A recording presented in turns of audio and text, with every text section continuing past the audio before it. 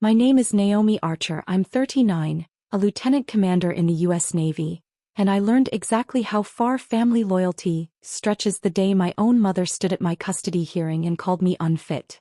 Your Honor, my daughter has always been unstable. My mother, Lydia Grant, let it ring through the family courtroom like a siren. She can't keep a real job. She's been in and out of therapy. Frankly, she shouldn't have custody of my grandson. I sat at the defense table in a plain navy blazer and white blouse, not my dress blues. I refused to turn my uniform into a prop. My hair was pulled back the way it's been for 15 years of briefings and flight decks. The pale band where my ring used to sit glowed under the harsh lights. Across the aisle, my ex-husband Derek Lawson smirked while his high-priced attorney nodded along to my mother's ambush.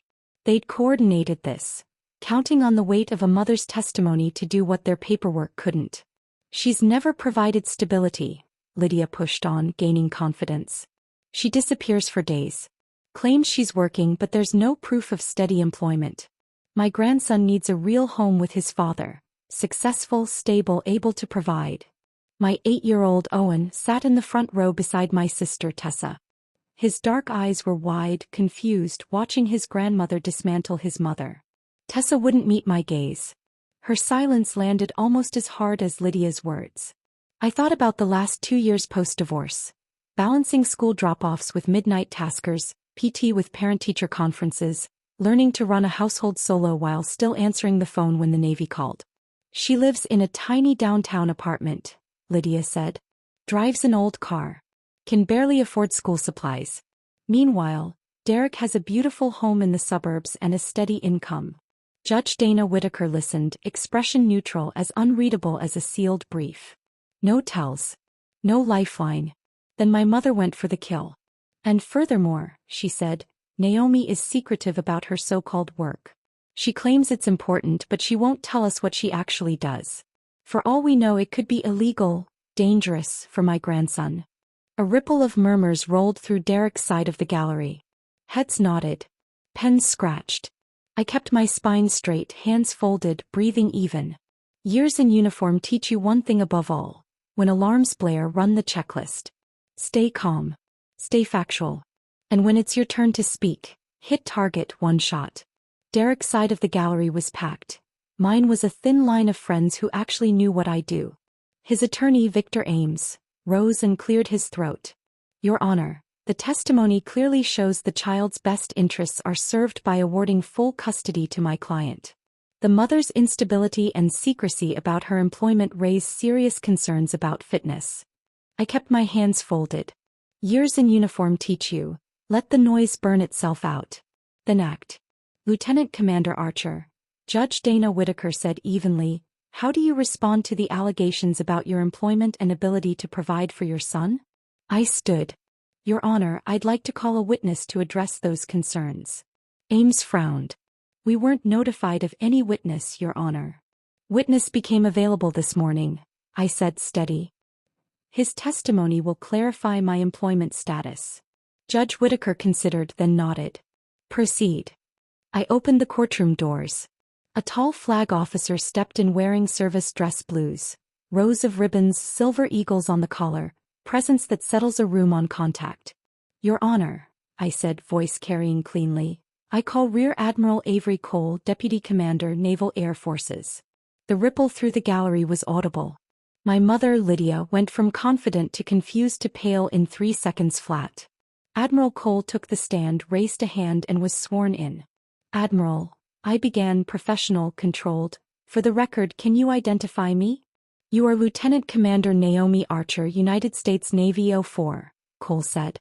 You currently serve as Operations Officer for Task Unit 7, responsible for mission planning, aircrew readiness, and real-time decision support on classified operations. You hold a top-secret/SCI clearance, continuous since your commissioning. Pens stopped scratching. Even Derek's attorney forgot to look smug. And the nature of my responsibilities? Alcedar Archer leads a 120-person detachment, Cole said. She manages flight schedules, risk assessments, and personnel welfare. She also chairs our safety board and has authored 2 process directives now used fleet-wide. Her last 3 fitness reports: early promote, ranking, Top 1% of peer group. In the front row, Owen's eyes were huge. The puzzle pieces of late nights and locked laptop screens clicked into place. One more point, Admiral, I said. Financial stability. Active duty 04 base pay plus housing and subsistence allowances, Cole answered. Full medical, dental and retirement. She's on stabilized orders for the next 24 months. No imminent relocation. Additionally, the Navy requires and has approved her family care plan, documented childcare contingencies and designated backups for any short-notice tasking. She's in full compliance. Cole lifted a sealed folder. For the court's in-camera review, verification letters from the Department of the Navy, copies of fitness reports with redactions, and her care plan certification. Silence pressed in. Lydia's mouth opened then closed. Tessa stared at her hands. Victor Ames shuffled papers that couldn't help him. Judge Whittaker looked over the rim of her glasses. Admiral, to be perfectly clear, does Lieutenant Commander Archer's work pose any illegal or inappropriate risk to her child? No, Your Honor, Cole said. Her discretion is not secrecy, it's duty. She is precisely the kind of person we trust with lives and national security. That same discipline shows up at home. I didn't smile. I didn't move. Checklist complete. Thank you, Admiral, Judge Whittaker said. Counsel, you may cross. Ames glanced at Derek, then at Lydia, then back at the stars on Cole's shoulders, and quietly declined. Admiral Cole wasn't done. For the court's awareness, he added, Lieutenant Commander Archer owns her condominium outright and maintains a modest mountain cabin near Hood River. Her finances are audited regularly as a condition of her clearance. She's in exemplary standing. I turned, finally facing the row where my mother sat. Lydia's mouth slightly open, the architecture of her story collapsing in silence. Your Honor, I said to Judge Whittaker, there's a reason my family didn't know the particulars of my work. A pause, then plain truth. 8 years ago, when I moved into sensitive operations, I made a decision to keep duty and family in separate lanes. Not because I'm ashamed, because I wanted my son to have a normal childhood. No spotlight. No hero's kid pressure. That meant a practical car, regular stores, evenings that, when I could, looked like homework, pasta and lights out by 9. Across the aisle, Derek stared like he was seeing me for the first time. During our marriage he'd called it my boring base job, never once asking why the laptop locked or why the phone went face down. When I'm unavailable, I continued, it's not vanishing, it's mission tempo. When I missed a school assembly I was writing risk briefs and making calls that kept air crews, and people on the ground, alive. I chose quiet over credit so Owen didn't grow up measured against my rank or my ribbons. Admiral Cole leaned toward the mic. If I may, Your Honor. Lieutenant Commander Archer is one of the finest operational leaders I've worked with in 30 years. Her judgment saves lives. We trust her with national security. That same discipline shows up at home. I walked back to counsel table, but I wasn't the defendant anymore. I was exactly what I've been the whole time.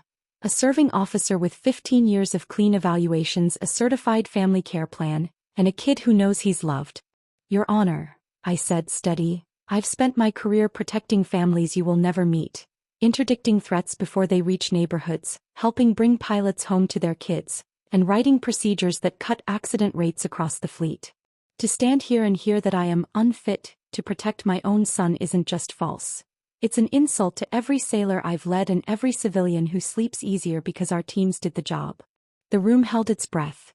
What hurts most, I added, turning my head just enough that Lydia could hear every word, is that these allegations come from people who never asked what I do, never listened when I tried to explain, and chose the worst interpretation when silence was simply duty. Victor Ames pushed to his feet, flustered. Your Honor, we had no knowledge of. Of what? I said clean through him. That your client was married to a naval officer for 6 years and never bothered to learn what her work required? Ames sat. Derek stared at the table. Judge Whittaker folded her hands. The only sound was the soft hum of the air handler and my son's quiet, uneven breath in the front row. Judge Whittaker leaned in. Mr. Ames, are you telling this court your client didn't know his wife's profession during the marriage? Derek cleared his throat. She said she worked on base. I figured admin. A desk. Paperwork. The absurdity just sat there. Your Honor, I said, I'm submitting my last 5 fitness reports, full financial disclosures, and the court-appointed custody evaluation from Dr. Sandra Wu. She reviewed them in silence, pen tapping once. Dr. Wu rates Lieutenant Commander Archer as an exemplary parent with strong attachment, stable routines, and no concerns about capacity to provide care. I glanced down the gallery, Lydia avoiding my eyes, my sister Naomi studying the floor, Derek frozen, and Owen watching me like the final piece finally clicked. I squared my shoulders. I've spent 15 years putting children's safety ahead of everything, sometimes ahead of sleep, holidays, and comfort. I know what happens when adults weaponize a child, when gossip replaces facts. I'm requesting primary physical custody with supervised visitation for the father pending completion of co-parenting classes, and that future discussions exclude extended family who've already demonstrated they'll say anything under oath. Judge Whitaker's jaw set. Motion granted. Full custody to Lieutenant Commander Archer. Father's visitation is supervised for 6 months, subject to revision after successful completion of court-ordered education. The room exhaled. Owen sprinted up and wrapped himself around my waist. Mom, why didn't you tell me what you do? I dropped to a knee so we were eye to eye. Because I wanted you to love me for being your mom, not for a uniform or a title. He grinned. Do you catch bad guys? Sometimes I help the people who do, I said. Mostly I make sure teams get home safe. Lydia approached, voice small. I had no idea. I stood, keeping an arm around Owen. You swore under oath that I was unfit without knowing a single verified fact about my life. You were willing to risk my relationship with my son to win an argument. Tears gathered. I thought I was helping.